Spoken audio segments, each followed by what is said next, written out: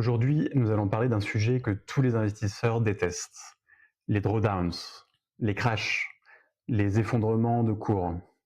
Ces périodes où votre portefeuille semble vous dire que vous avez commis une erreur monumentale. Ces moments où une action perd 30%, 50%, 70%, parfois même 90%. Et pourtant, il existe une vérité contre-intuitive que les meilleurs investisseurs du monde ont compris depuis longtemps. Les drawdowns ne sont pas nécessairement un signe d'échec. Ils sont souvent le prix à payer pour obtenir des rendements exceptionnels. Charlie Munger résumait cela parfaitement. Il disait que si vous n'êtes pas capable de supporter sereinement 2 ou 3 baisses de 50% au cours de votre vie d'investisseur, vous ne devriez probablement pas investir en actions. Pourquoi ? Parce que les plus grandes créations de richesse de l'histoire ont presque toutes traversé des périodes extrêmement douloureuses. Lorsque nous regardons aujourd'hui des entreprises comme Apple, Amazon, Nvidia ou Microsoft, nous avons l'impression que leur succès était évident. Les graphiques de long terme semblent presque parfaits. Une montée continue vers des valorisations gigantesques. Mais cette vision est trompeuse. Parce qu'entre le point de départ et le résultat final se cachent souvent des périodes de destruction de valeur absolument terrifiantes. Prenons Amazon. Depuis son introduction en bourse, Amazon a créé plus de 2000 milliards de dollars de richesse pour ses actionnaires. L'une des plus grandes créations de valeur de l'histoire des marchés financiers. Pourtant, entre décembre 1999 et octobre 2001, l'action a perdu 95% de sa valeur. 95%. Imaginez ce que cela signifie psychologiquement. Un investissement de 100 000 euros devient 5 000 euros. Et pourtant, l'entreprise allait ensuite devenir l'une des plus grands succès de l'histoire boursière. Une étude réalisée sur plus de 6500 entreprises américaines révèle quelque chose de fascinant. Le drawdown maximal médian est de 85%. 85%. Cela signifie que la moitié des entreprises étudiées ont perdu au moins 85% de leur valeur à un moment donné de leur histoire boursière. Même les entreprises qui ont survécu. Même celles qui ont continué à être cotées. Même celles qui ne sont jamais tombées en faillite. L'investisseur moyen imagine souvent qu'un effondrement de 80% est un événement extrêmement rare. En réalité, c'est presque la norme. L'étude montre également que le drawdown moyen est d'environ 81% et qu'il faut en moyenne près de 4 ans pour passer du sommet au point le plus bas. Autrement dit, ces périodes ne sont pas des accidents de quelques semaines. Elles durent souvent plusieurs années. Pendant plusieurs années, le marché vous répète quotidiennement que vous avez tort. C'est précisément ce qui rend l'investissement difficile. Le défi n'est pas intellectuel, il est émotionnel.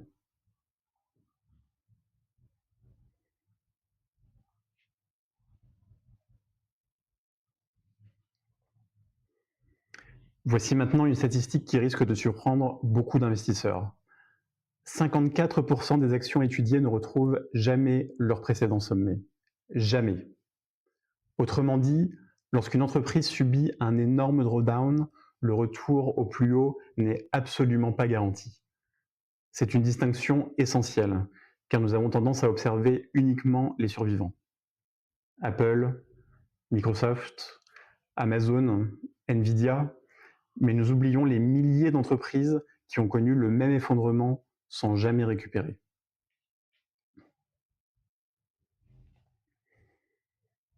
L'histoire des marchés est pleine de cadavres. Voici maintenant le paradoxe central de cette étude. Les actions qui chutent le plus produisent souvent les rebonds les plus spectaculaires. Les entreprises ayant subi des drawdowns de 95 à 100% ont ensuite généré des rendements annuels médians supérieurs à 50% sur les 5 années suivantes.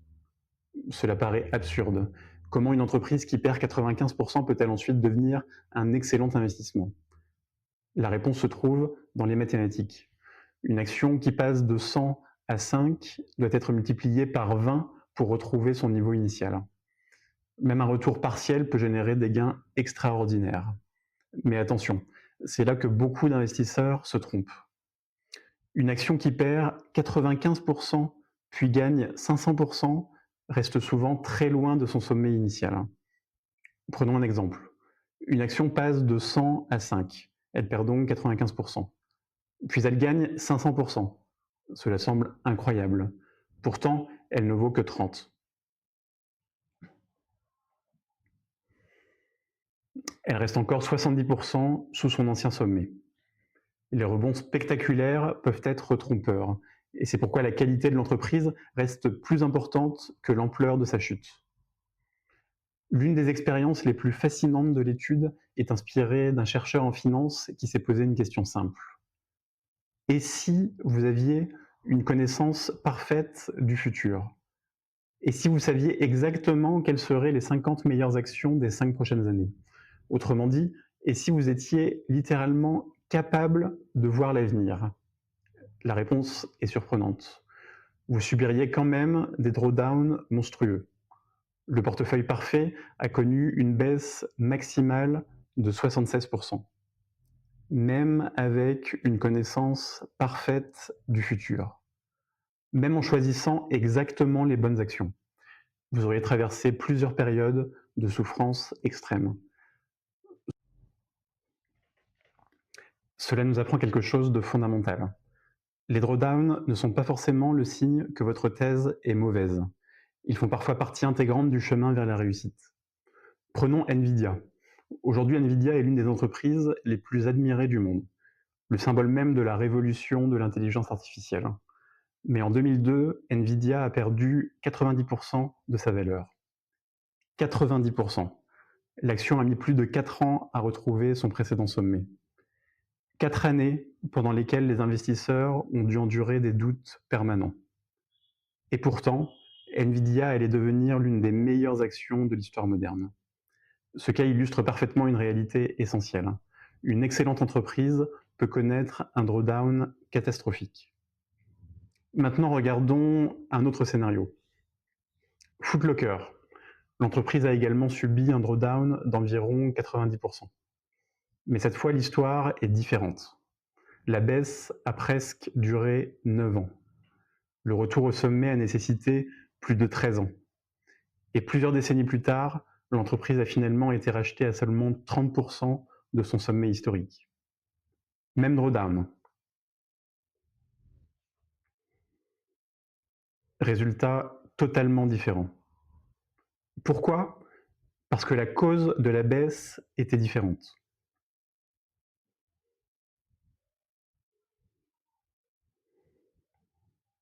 C'est probablement la leçon la plus utile pour les investisseurs. Lorsqu'une entreprise s'effondre, il faut se poser une question fondamentale. Le problème est-il cyclique ou structurel? Une industrie cyclique traverse des hauts et des bas. Les semi-conducteurs, l'énergie, les matières premières.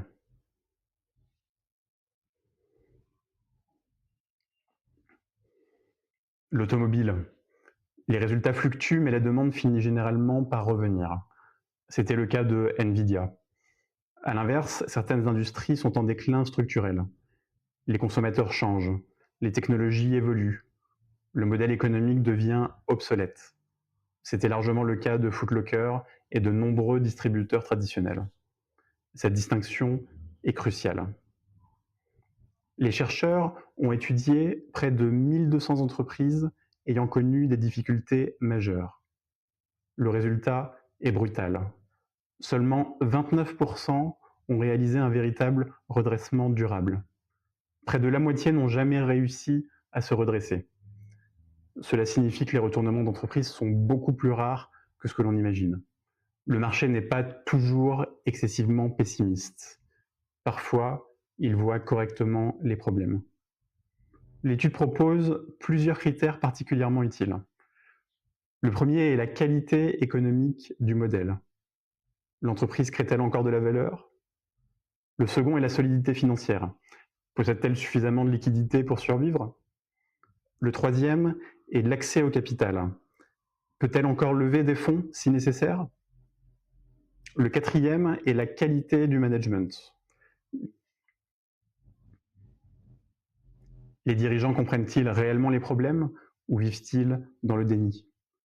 Enfin, il faut comprendre si le marché final reste attractif. Une excellente entreprise dans un marché mourant reste une mauvaise combinaison. L'étude rappelle également un autre enseignement. Les indices diversifiés comme le S&P 500 subissent des drawdowns beaucoup moins violents que les actions individuelles. Le drawdown maximal du S&P 500 est d'environ 58%. Très douloureux, mais bien inférieur aux 80 ou 90% observés sur de nombreuses actions. La diversification ne supprime pas le risque, mais elle réduit considérablement les erreurs irréversibles. L'investissement est souvent présenté comme un exercice de sélection d'actions, mais en réalité, il s'agit surtout d'un exercice de gestion émotionnelle.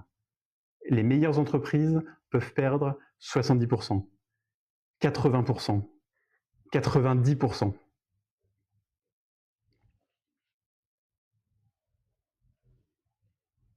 Les meilleurs investissements traversent régulièrement des périodes de doute extrême. Et même un portefeuille construit avec une connaissance parfaite du futur subirait des drawdowns massifs. La véritable question n'est donc pas comment éviter les drawdowns, la véritable question est comment distinguer un problème temporaire d'un problème permanent. Comment reconnaître un Nvidia avant qu'elle ne rebondisse? Et surtout, comment conserver suffisamment de conviction pour rester investi lorsque le marché vous répète chaque jour que vous avez tort? Parce qu'au final, les plus grandes fortunes boursières ne sont pas seulement construites grâce à de bonnes idées. Elles sont construites grâce à la capacité de survivre aux périodes où ces idées semblent être de très mauvaises idées. Voilà, j'espère que cet épisode vous a plu. N'hésitez pas à vous abonner et nous nous retrouvons sur Byzance.ai.